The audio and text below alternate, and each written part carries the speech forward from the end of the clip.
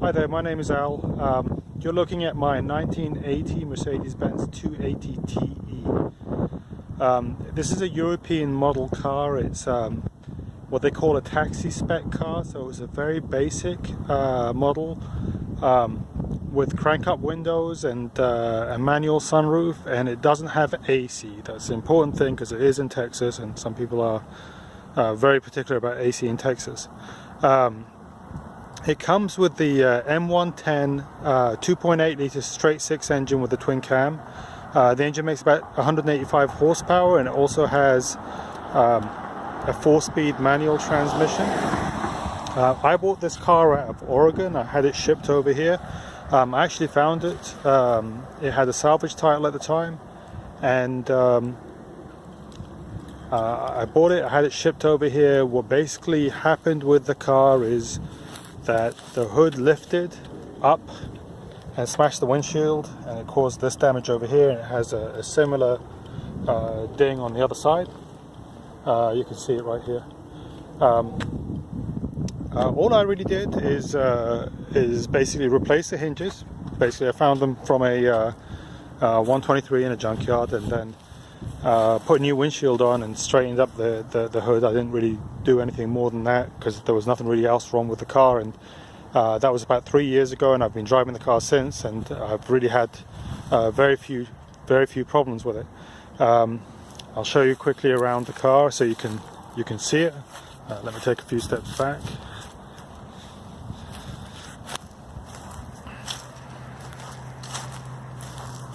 So overall, the car's in pretty straight shape. It's, you know, being a near enough a 40-year-old car, it does have some stuff that needs to be taken care of. It's got a couple of dings. You can see one over here on the gate.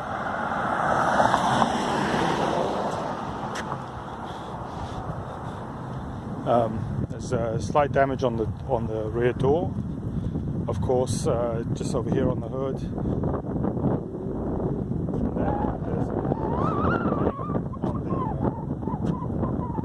Front bumper, but you know, overall, you know, the paint is you know, there's clear coat peeling in some areas. There's some markings over here where you can see that somebody tried to tape up the hood when it got damaged, and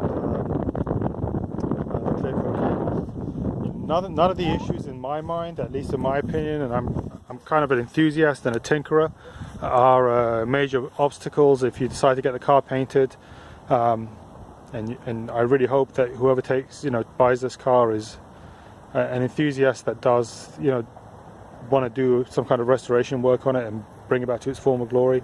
They'll be able to easily address everything that's mentioned here on the outside. You can see, you know, there's some clear coat burning over here. A couple of rust blisters, but nothing seems like it's gone through. I do have a lift, and I have put the car up in the air, and it's pretty solid underneath. Other issues with this car that I've had to resolve, of course, I put brand new tires on it and wheels. I really haven't driven it much since I bought the car, for the simple reason I have a lot of cars, but I have driven it enough to be confident in how it drives. And you know, I would not hesitate to drive this car to California tomorrow if I needed to. So, you know, it runs great. It does have some stuff that I will talk about. What I've done since I've owned it is, obviously, I put tires on it. I did the fluid changes, obviously regular oil changes. I also did the transmission and the rear end as well. I did some exhaust work, but the exhaust does have a rattle, and it's just it just needs you know, to be adjusted, and you know, I had to cut and weld certain areas, and really ideally if somebody puts a new exhaust system in, it will address all those problems. What else have I done? That's really, I put a clutch in it, and that's the other thing. The other main thing I've had done on it is I've installed a new clutch. The clutch was pretty worn when I bought it. It runs great. First gear has a bearing noise, which I'll show you. You know, hopefully you'll be able to hear it. Basically, It's been like that for the last 3 years that I've owned it. Never given me any trouble, but basically in first gear there's a noisy bearing. Once you get into second, third, fourth gear, there's no problems. Car runs great going down the highway, drives straight, it stops straight, there's no out of balance on it. The heating works, obviously the AC is non-existent. Wipers work fine, lights work fine. The clock shows 253,000 miles, 653. That's accurate, but the mile counter doesn't move. So the clock will move and it will work just fine, but the mile counter is always stuck at 109. It's been like that since I've owned it. It's got a fairly new windshield that I put in when I bought the car. The inspection sticker is good till June 2018. Regularly drive this car, especially if I need to bring stuff back and forth from my shop. I have a building where I keep all my cars. It's about 65 miles away from here. I usually keep this car over there, and if I need to bring it home, I'll drive something up there and bring this one back. So it does routinely drive 65 miles, and it never has trouble doing it. It's a very nice car. It's got a little bit of an exhaust rattle, like I said, and the first gear is a little bit rumbly, but apart from that, everything else is fine. It has a Alpine Bluetooth CD player. It plays MP3s and off a SD card or a memory stick. It also connects to your phone, so that there's a little phone microphone over here, and you can answer the calls, by the radio, which is great. It's hands-free. Overall, it's a very nice car. It's very clean on the inside. You can see. I'll get out in a second, and I'll lift the hood up and also show you the back seat. But overall, it's a very, very, very nice car. Front seat's got some some wear, on the driver's section. Mainly on the seat bottom. The seat back seem to be okay. It's obviously a little bit dirty. It's got cloth seats, and they're 40 years old, but they've held up pretty well.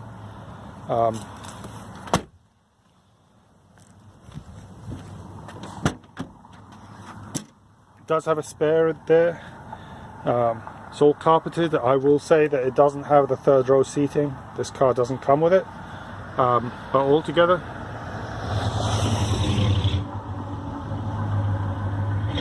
not bad. It's got a small cubby over there underneath this thing. See if I can open it. Toolbox, little tool carton. Just a little section over there. So.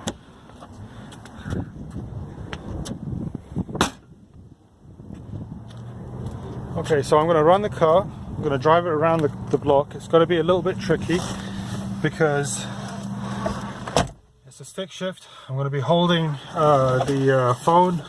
I'm going to be changing gears and trying to hold the steering wheel, and hopefully you'll get to see how it drives. I'll point the phone at the phone so you don't see how I drive. But all in all, I'm going to try to take my hands off the wheel so that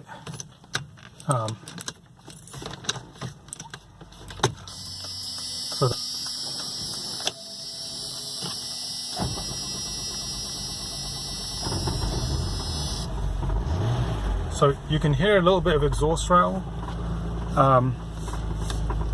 That's what I was talking about earlier. It really just happened when I replaced the donut. I replaced one of the donuts because it broke, and then when I put it back on, it started making this rattle. So I guess I'm going to have to go at some point and put the car back on the lift to try to figure it out. Let me see if I can get going. You're also going to hear the first gear rumble.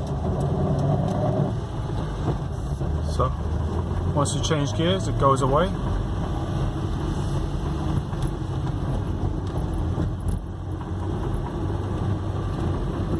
Alright, this is a straight part. I've got my hands off the wheel and it basically drives just fine. It's nice and straight. I'm applying the brakes, so it seems like it's fine. Now changed into 4th gear. So I've gone through all the gears right now. I'm going to get to the bottom of this road. I'm going to reverse so that you can hear the car reverse.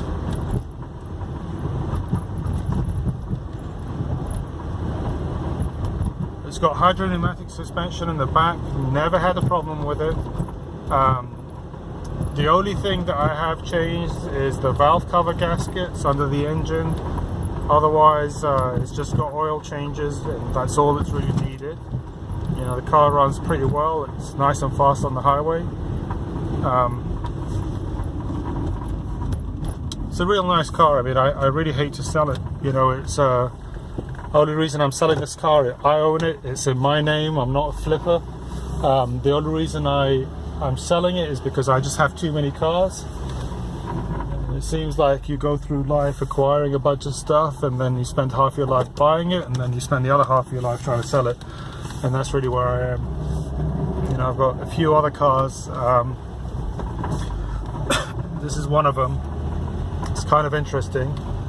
I don't think I've ever seen another 280TE with a manual transmission, at least here in Texas. I saw one on Bring a Trailer show up, but they were asking like an obscene amount of money for it. You know, I'm selling mine for $5,000. I've got it. At least that's the starting price that I'm putting up on eBay. I think it's worth every single penny. I really hate to sell this car, I really do, because I don't think I'll ever find another one like it. But you know, I also have a bunch of other cars that I need to unload. A couple of other 123s. I've got a 280CE with an automatic, a 230CE with an automatic that I'll probably be selling pretty soon. I also have a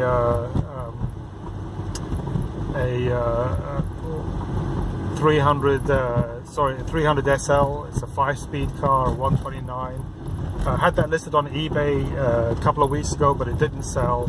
It needs a little bit of work. I mean, this is a get up and go car. You can drive it anywhere. That one needs work. So it kind of made sense that it didn't sell. I'm probably going to work on it and make it roadworthy before I try to list it again. Because right now it's not. I mean, it runs and drives, but it's not what I would call roadworthy. So anyway, let me pop the hood. So the only thing that I forgot to mention until now is under the hood hinges, where the hood hinges support. That's the only real significant corrosion that's here. So if you look here, the hood hinges aren't attached. On the support where they are supposed to attach, it's corroded away. So that one will need some work. I'm probably, if I kept the car, I would just plate it. But if you want to replace that section, it is available and it's not expensive. But you will have to pull the fender off to get to it, and it just takes a lot of work. And I don't know whether it's worth my while doing it, but if I kept the car, I would definitely plate that. I wanted to make sure that everybody saw it. Here's the engine. You know, like I said, it runs good. It's you know, it's got mechanical lifters, so it does sound noisy, but it's noisy by design. I think I did replace the plug wires. They are pretty new.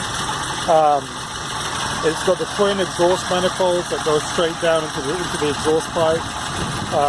The US cars, I don't think, had that.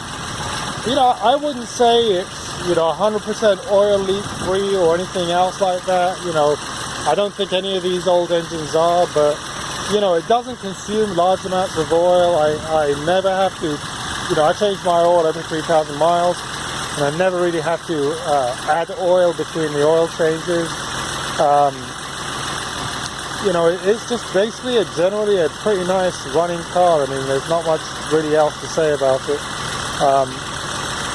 You know, it's all manual windows, nothing really there to break. You know, all in all, it's just a, you know, an honest, straight up honest car. So, you know, that's all really I have to say about it. I hope that whoever buys it is an enthusiast. You know, I'm selling the car, you know, with as much information that I can give about it. If you guys have any questions, please feel free in sending me a message, and I'm happy to answer any questions that you guys might have. You know, it is a used car. It's, you know, built in 1980. That makes it 38 years old. It's not perfect, but, you know, like I said, I'd drive it to California tomorrow without hesitation. I feel like it's a great car for that kind of trip. It's going to need some cosmetic work. It's going to need, you know, some other work, I'm sure, being as old as it is. But, you know, it's a nice car. You know, so let me know if you have any questions. And thank you very much for your interest. And